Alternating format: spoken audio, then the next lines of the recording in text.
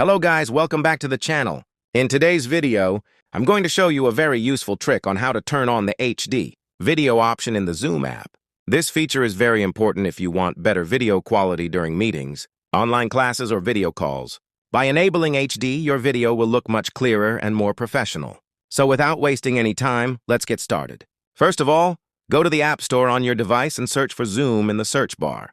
Make sure that your Zoom app is updated to the latest version. If you see an update option, simply tap on it and wait for the installation to complete.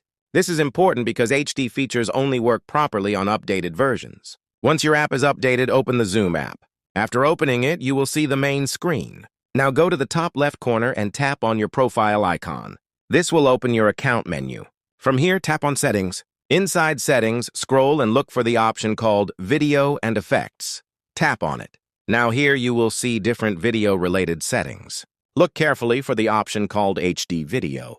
To enable it, simply toggle the switch on. Once you turn it on, Zoom will automatically start using HD quality for your video calls and meetings, whenever supported by your device and internet connection. And that's it. You have successfully enabled HD video in Zoom. Now your video calls will look much sharper, clearer, and more professional.